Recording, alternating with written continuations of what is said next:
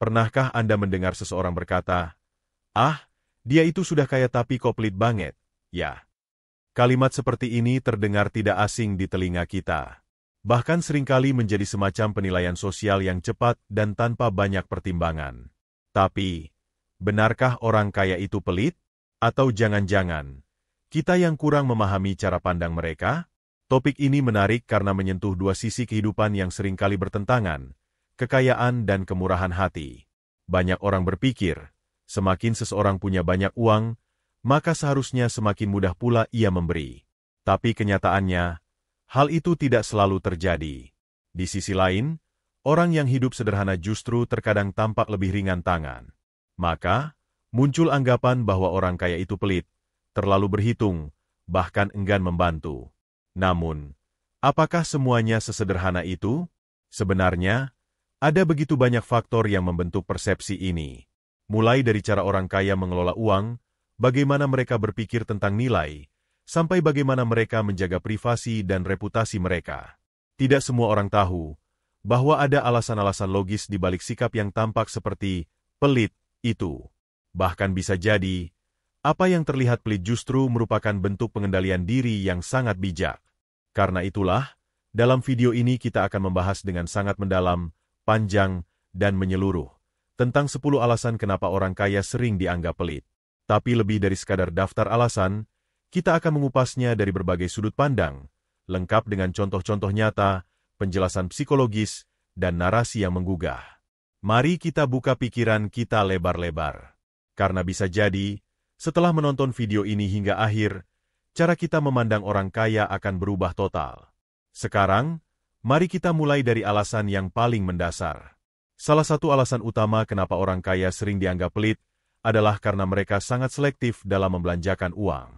Mereka tidak mudah tergoda untuk membeli sesuatu hanya karena tren atau dorongan sesaat.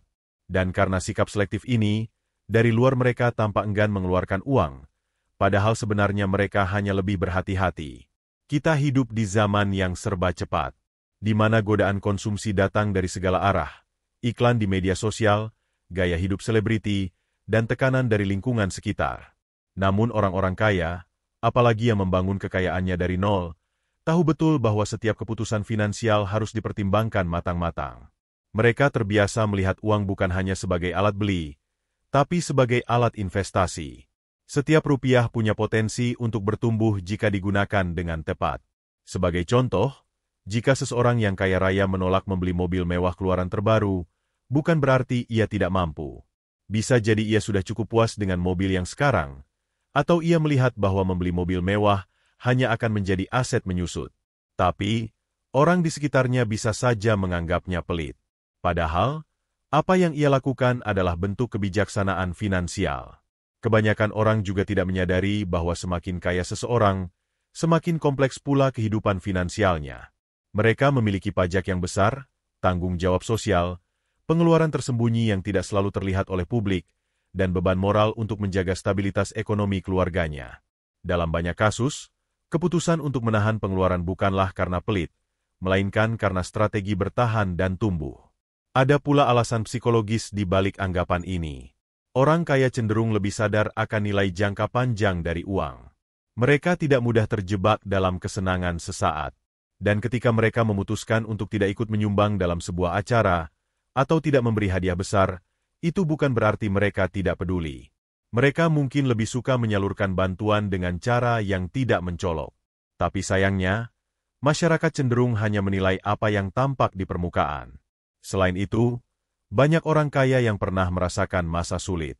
Pengalaman ini membuat mereka lebih menghargai setiap sen. Mereka tahu betapa susahnya mengumpulkan uang, sehingga tidak mudah bagi mereka untuk menghamburkannya begitu saja. Bahkan ketika mereka sudah mapan, rasa hati-hati itu tetap melekat.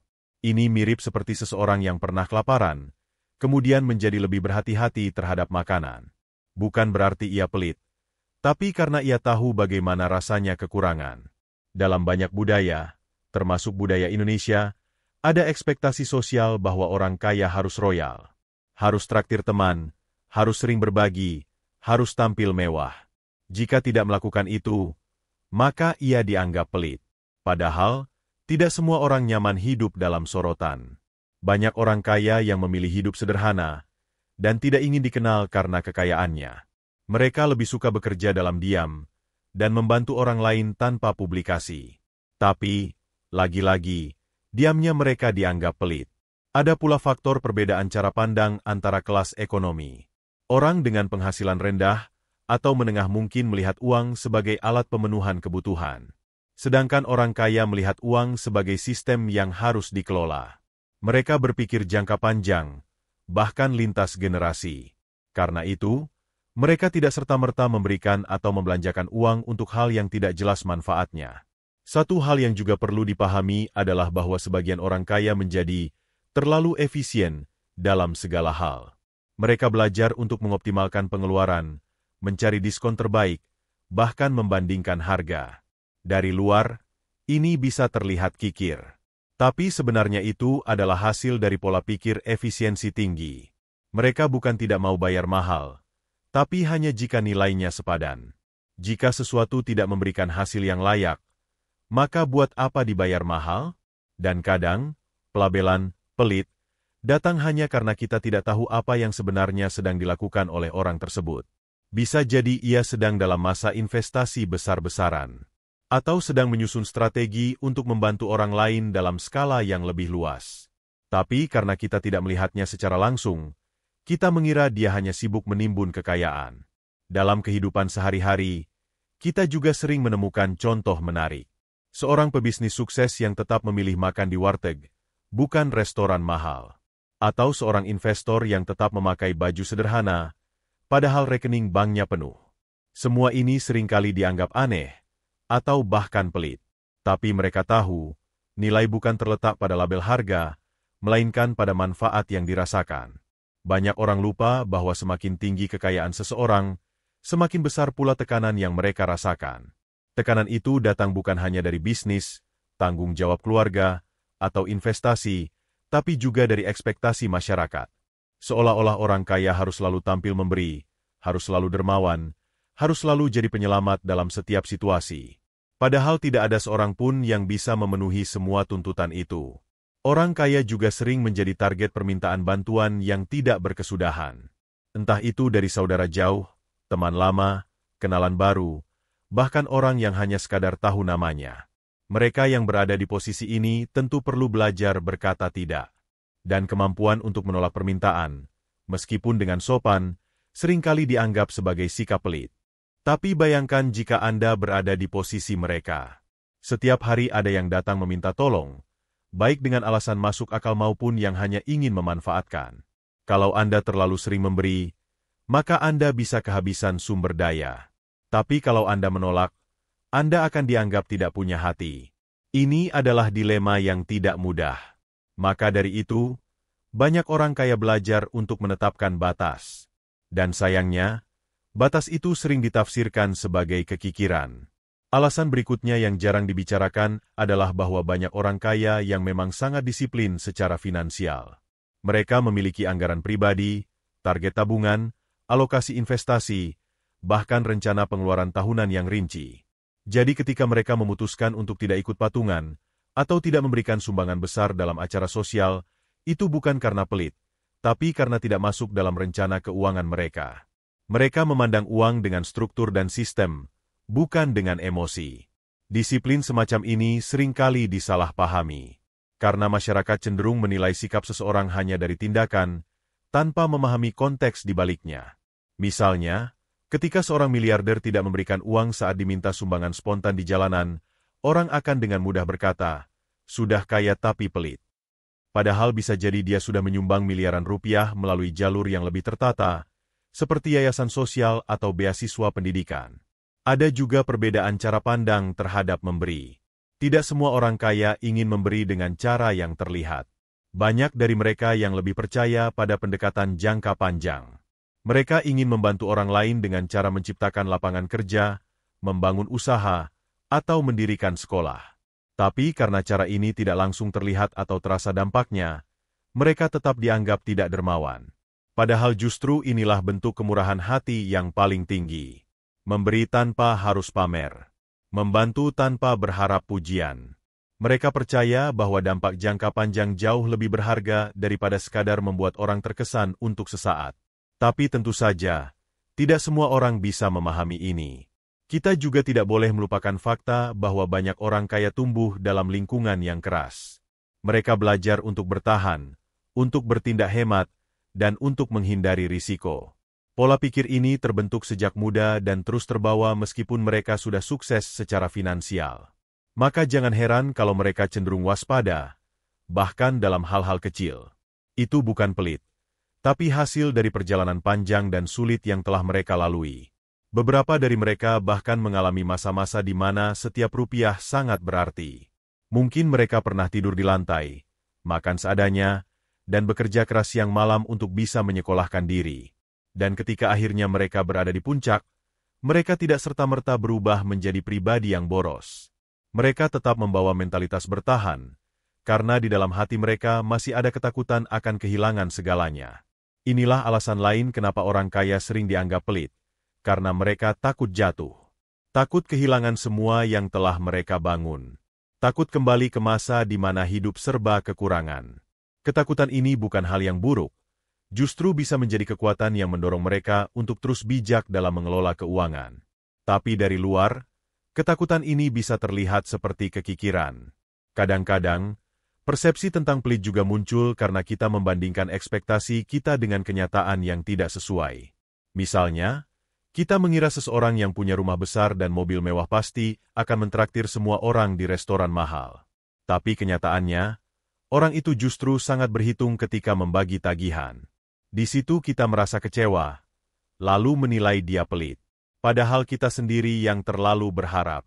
Ada pula faktor budaya yang mempengaruhi. Di beberapa lingkungan, memberi dengan cara terang-terangan dianggap sebagai simbol status. Tapi di kalangan tertentu, justru sebaliknya, semakin diam seseorang, semakin tinggi nilainya.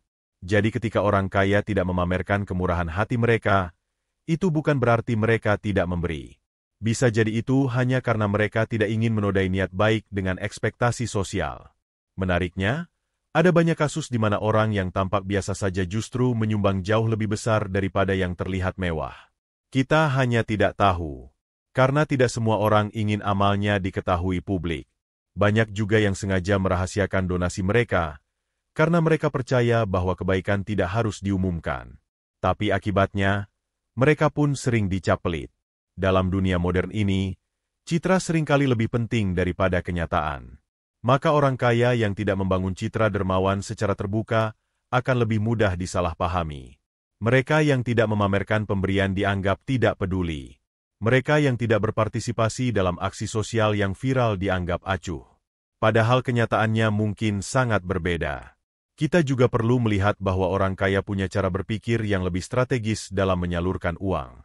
Mereka tidak memberi hanya karena rasa kasihan atau tekanan emosi. Mereka memberi karena ada rencana, tujuan, dan dampak yang ingin dicapai. Ini membuat mereka tampak kurang spontan. Tapi justru karena itu, bantuan mereka seringkali lebih efektif. Mereka cenderung berpikir, jika saya memberi uang sekarang, apakah itu akan menyelesaikan masalah? Apakah ini akan membuat seseorang lebih mandiri, atau justru membuatnya tergantung? Pertanyaan-pertanyaan ini penting bagi mereka. Mereka tidak ingin memberi hanya untuk menciptakan kenyamanan sesaat. Mereka ingin memberi yang mengubah kehidupan. Namun, tidak semua orang memahami pemikiran semacam ini. Bagi sebagian orang, memberi ya memberi saja.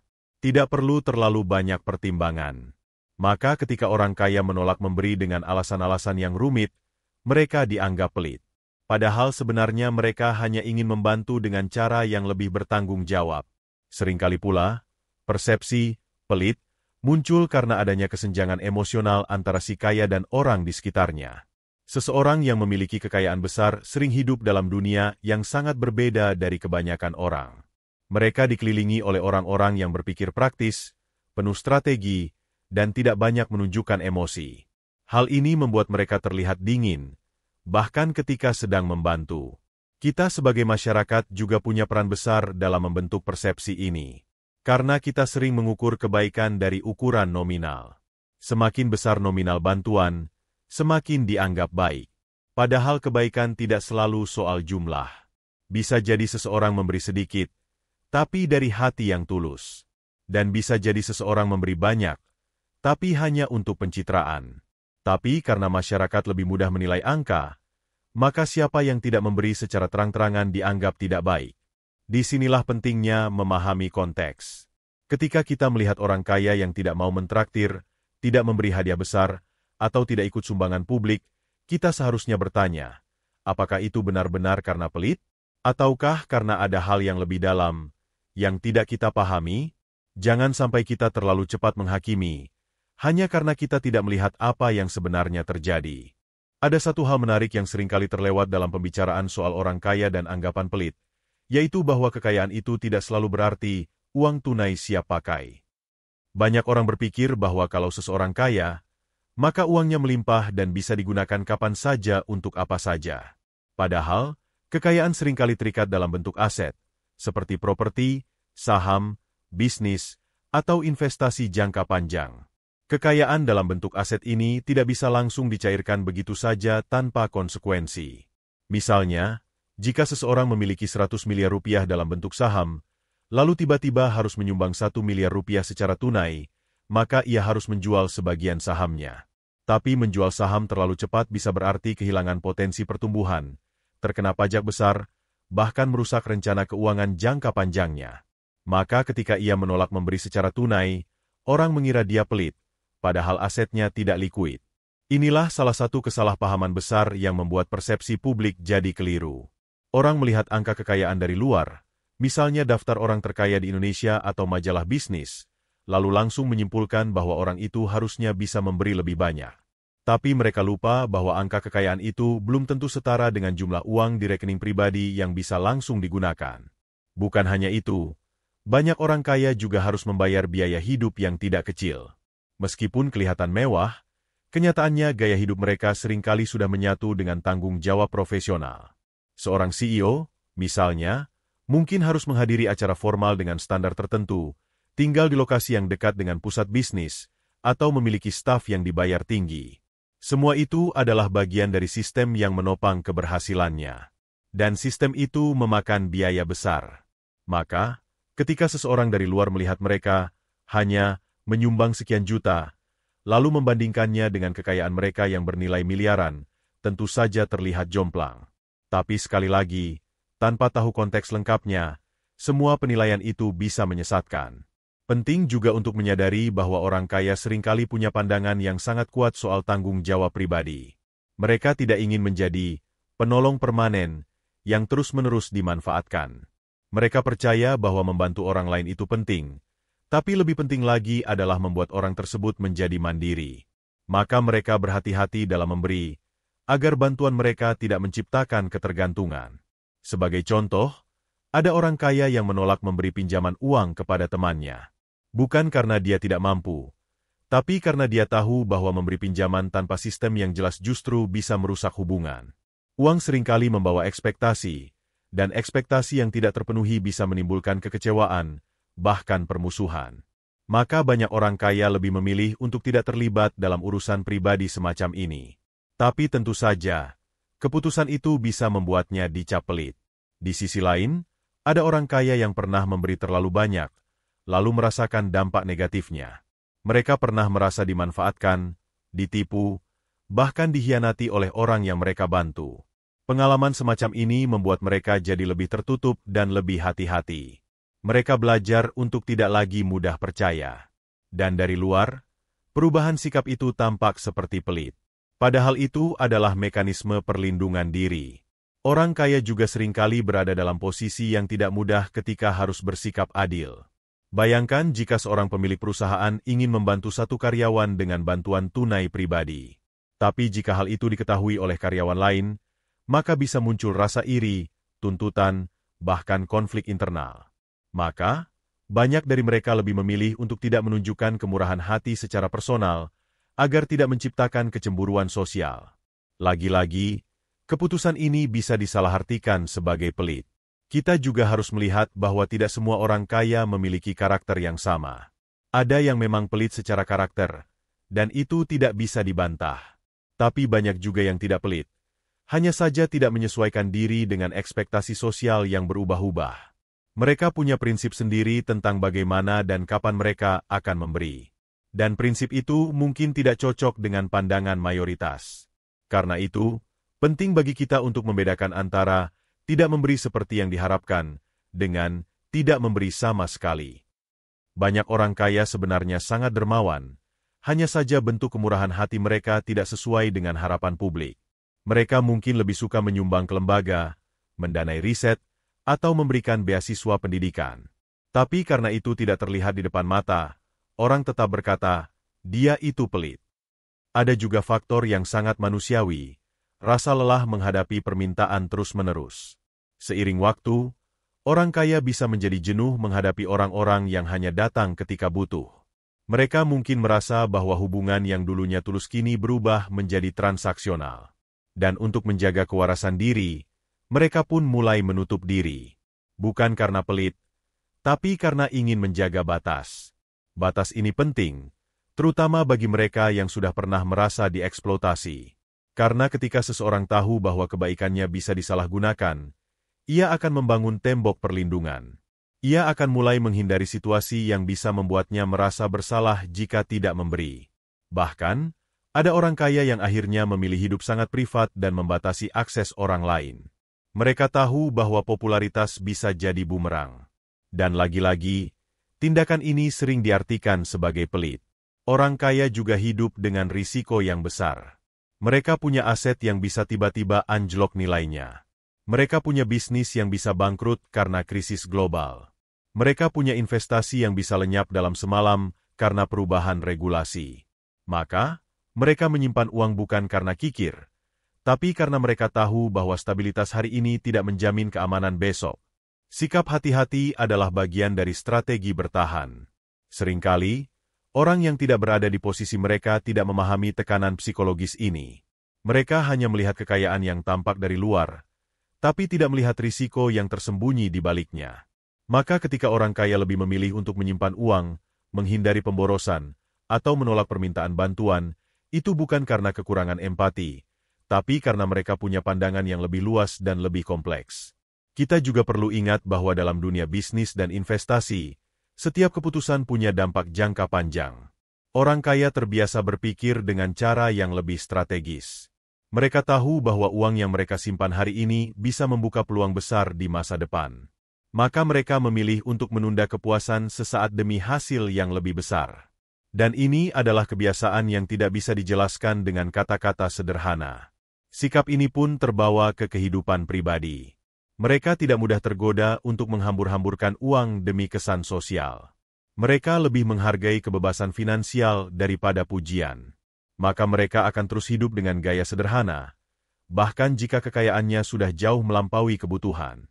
Tapi sayangnya, gaya hidup sederhana itu sering disalahartikan sebagai pelit. Ada hal lain yang patut kita pertimbangkan, yaitu kecenderungan orang kaya untuk menyimpan privasi sekuat mungkin. Mereka belajar dari pengalaman bahwa terlalu banyak membuka kehidupan pribadi, terutama soal uang, justru akan menimbulkan masalah. Oleh sebab itu, banyak dari mereka yang memilih untuk tidak memamerkan apapun, tidak membicarakan pengeluaran, dan tidak membeberkan sumbangan. Karena sikap tertutup inilah mereka sering dianggap tidak berbuat apa-apa. Padahal, bisa jadi mereka melakukan banyak sekali kontribusi di balik layar. Ada yang rutin mendanai panti asuhan, tapi tidak pernah mencantumkan namanya di plakat. Ada pula yang membantu biaya sekolah anak-anak dari keluarga tidak mampu, tanpa pernah mencampuri kehidupan mereka. Bahkan ada yang membiayai pembangunan fasilitas umum, tanpa ingin dikenal sebagai donatur. Tapi manusia adalah makhluk visual. Kita cenderung mempercayai apa yang kita lihat, dan ragu terhadap hal-hal yang tersembunyi. Maka kalau seseorang tidak menunjukkan bahwa ia membantu, tidak bercerita bahwa ia memberi, dan tidak mengunggahnya ke media sosial, maka ia diasumsikan tidak peduli. Ini adalah jebakan persepsi yang sangat umum. Dan sayangnya, ini membuat banyak orang salah menilai. Dalam masyarakat yang sangat konsumtif, pamer kekayaan atau pamer kebaikan sering menjadi satu-satunya ukuran keberhasilan. Maka orang yang tidak ikut budaya pamer seringkali dianggap menyimpang. Jika seseorang tidak ikut menyumbang secara publik, maka ia dianggap kikir. Jika tidak memamerkan gaya hidup mewah, maka ia dianggap pelit. Padahal, ketenangan dan kesederhanaan justru bisa menjadi tanda kedewasaan finansial.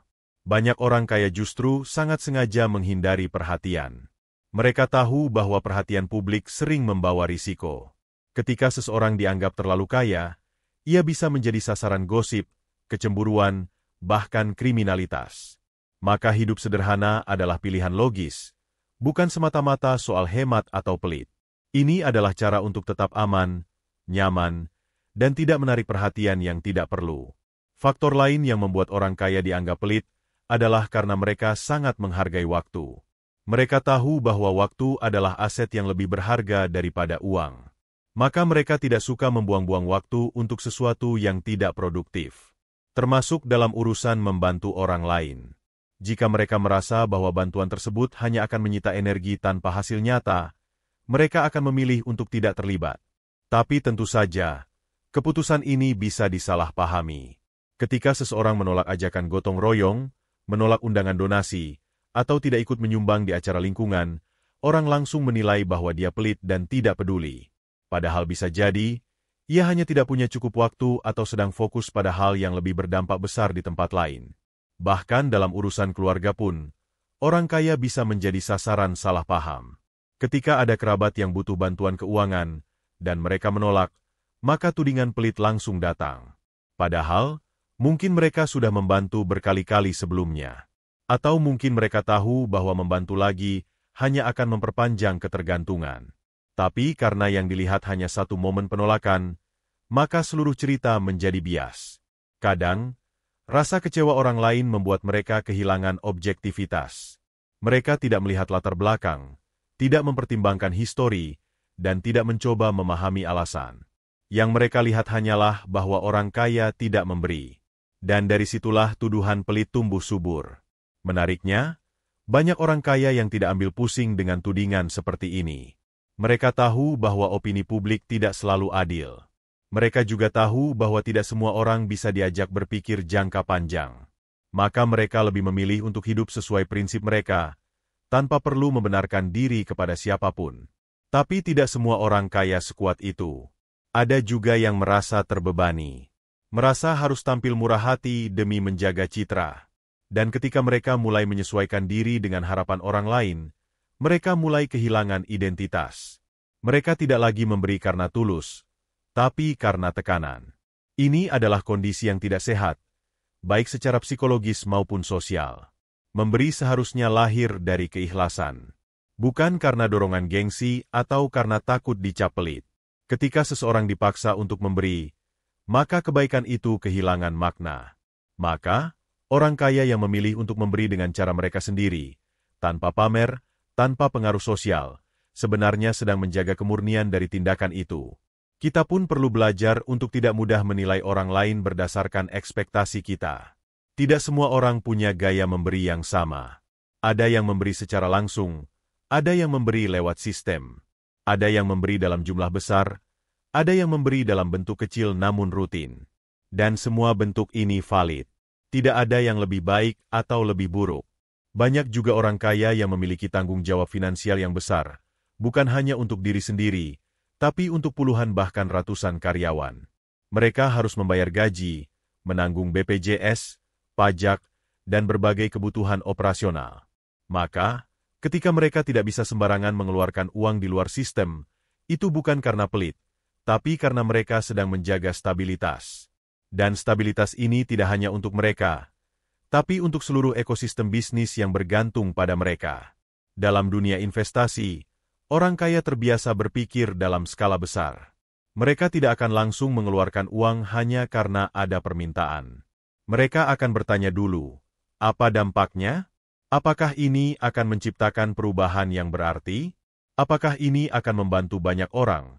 Atau hanya menyelesaikan satu masalah kecil secara sementara? Cara berpikir ini membuat mereka terlihat dingin. Tapi justru inilah ciri khas orang yang berpikir panjang. Mereka tidak memberi karena emosi sesaat, tapi karena strategi jangka panjang. Mereka ingin bantuan mereka benar-benar berdampak, bukan sekadar memadamkan api sementara. Dan jika belum ada kepastian soal itu, mereka akan menahan diri. Namun dunia sering tidak sabar. Dunia menuntut respons cepat. Dunia ingin melihat tindakan, bukan rencana. Maka ketika orang kaya menunggu waktu yang tepat, menyusun sistem, dan menyiapkan infrastruktur, mereka dianggap tidak peduli. Padahal, mereka sedang merancang sesuatu yang lebih besar daripada yang dibayangkan oleh kebanyakan orang. Seringkali juga, orang kaya dianggap pelit karena memilih untuk tidak memanjakan anak-anak mereka. Mereka tahu bahwa kekayaan bisa menjadi beban jika tidak diajarkan dengan bijak. Maka mereka menahan diri untuk tidak memberi semua yang diminta anak. Mereka mengajarkan kerja keras, kesabaran, dan tanggung jawab. Tapi dari luar, orang bisa saja berkata, "Sudah kaya, kok anaknya nggak dibelikan ini itu?" Padahal, justru karena mereka sayang, mereka tidak ingin anak-anak mereka tumbuh manja. Mereka ingin membentuk karakter, bukan hanya memuaskan keinginan. Mereka paham bahwa warisan terbaik bukanlah harta, tapi pola pikir. Dan untuk membentuk pola pikir itu, perlu ada batas, perlu ada kedisiplinan. Dan kadang, perlu juga penolakan. Satu lagi hal yang sering terlupakan dalam pembahasan tentang orang kaya adalah bahwa mereka memiliki tanggung jawab moral yang jauh lebih besar dari yang terlihat. Mereka tidak hanya memikirkan dirinya sendiri, tapi juga komunitas, keluarga besar, bahkan lingkungan sosial yang lebih luas. Dan ketika seseorang harus memikirkan banyak hal sekaligus, wajar jika pengeluaran mereka jadi lebih terstruktur. Bukan berarti mereka tidak bisa bersikap spontan. Tapi semakin besar tanggung jawab seseorang, semakin kecil ruang untuk sembarangan. Mereka tidak bisa asal memberi tanpa memikirkan dampaknya. Karena jika salah langkah, bukan hanya uang yang hilang, tapi reputasi, kepercayaan, bahkan keberlangsungan dari orang-orang yang bergantung pada mereka. Maka kebanyakan orang kaya belajar untuk sangat berhati-hati, dan sikap hati-hati ini seringkali keliru dibaca sebagai pelit. Kita pun perlu menyadari bahwa dalam dunia bisnis, menjadi terlalu baik bisa berbahaya. Banyak pengusaha sukses yang dulunya terlalu mudah percaya, terlalu gampang membantu, dan akhirnya disakiti. Ada yang bisnisnya hancur karena pinjaman ke teman yang tak kembali. Ada yang investasinya hilang karena proyek sosial yang penuh manipulasi. Maka dari pengalaman pahit itu, mereka belajar untuk membangun pagar. Mereka mulai berkata, tidak, lebih sering. Mulai menetapkan syarat. Mulai membatasi akses orang-orang yang dulu bebas masuk ke kehidupan mereka. Itu bukan berarti mereka menjadi orang yang jahat atau egois. Itu hanya cara bertahan. Dalam dunia nyata, kadang kita harus memilih siapa yang bisa kita bantu, dan siapa yang harus belajar berdiri sendiri. Tapi di mata masyarakat, semua batas itu tampak dingin. Ketika dulu mereka sering mentraktir, sekarang tidak lagi. Ketika dulu mereka mudah meminjamkan uang, sekarang jadi penuh pertimbangan. Ketika dulu mereka hadir di setiap acara keluarga, sekarang sering tidak tampak. Maka mulailah gosip beredar. Mulailah cerita bahwa dia sekarang sudah berubah. Bahwa dia sekarang pelit. Padahal mungkin, mereka hanya sedang menjaga diri agar tidak lagi jatuh dalam lubang yang sama. Orang kaya juga seringkali merasa sendirian dalam hal ini. Karena ketika mereka memberi, orang menganggap itu sudah sewajarnya. Tapi ketika mereka menolak, orang langsung tersinggung. Tidak ada ruang untuk netral. Tidak ada ruang untuk penjelasan. Maka banyak dari mereka akhirnya menutup diri. Mereka tetap memberi, tapi melalui jalur yang tidak kelihatan. Mereka tetap membantu, tapi tanpa embel-embel sosial. Dan uniknya, meskipun mereka dianggap pelit, sebagian besar orang kaya tidak berusaha membantahnya. Mereka diam. Mereka tahu bahwa reputasi sejati tidak dibentuk dari opini orang lain, tapi dari nilai yang mereka pegang sendiri. Mereka tetap bekerja, tetap berkontribusi, tetap membangun, tanpa harus menjelaskan apapun. Karena mereka sadar bahwa waktu akan menunjukkan segalanya.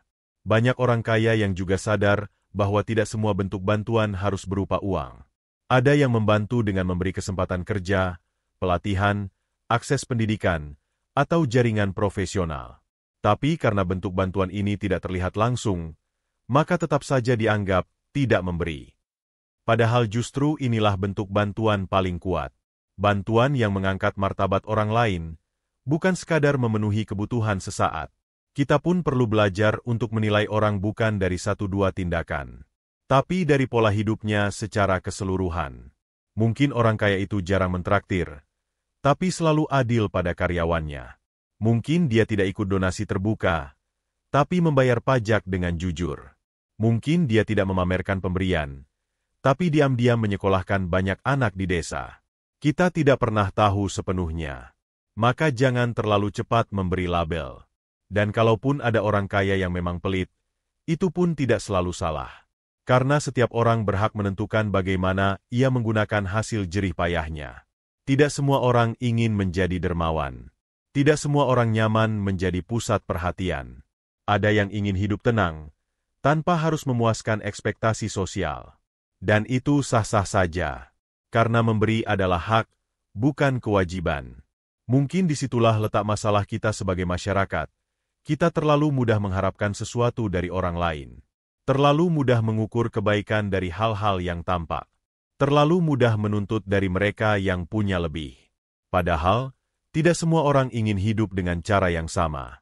Tidak semua orang ingin diukur dari seberapa besar mereka memberi. Kita juga perlu bertanya pada diri sendiri, apakah kita akan bersikap lebih baik jika berada di posisi mereka? Apakah kita benar-benar akan memberi lebih banyak? Ataukah kita juga akan menjadi lebih berhati-hati, lebih selektif, lebih tertutup, seperti yang mereka lakukan? Karena mudah sekali menilai dari luar. Tapi ketika kita berada di posisi yang sama, baru kita tahu bahwa keputusan itu tidak pernah sesederhana kelihatannya. Seringkali pula, tudingan pelit ini muncul bukan karena orang kaya berubah, tapi karena harapan orang lain yang semakin besar.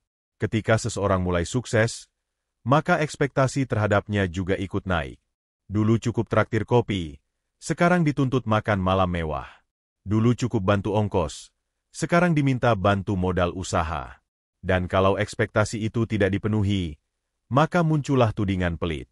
Padahal mungkin dia hanya ingin mempertahankan batas yang wajar. Kita pun harus belajar bersyukur tanpa harus membandingkan. Menerima bantuan, kalaupun ada, sebagai bonus. Dan kalau tidak ada, tidak langsung menuduh atau menyebar cerita negatif. Karena kita tidak pernah tahu perjuangan orang lain di balik setiap keputusan yang mereka ambil. Kita tidak tahu bagaimana mereka membangun kekayaan itu. Kita tidak tahu berapa kali mereka gagal, jatuh, bangkit lagi, hingga akhirnya mencapai posisi sekarang. Dan pada akhirnya, memberi adalah soal hati. Bukan soal status, bukan soal jumlah.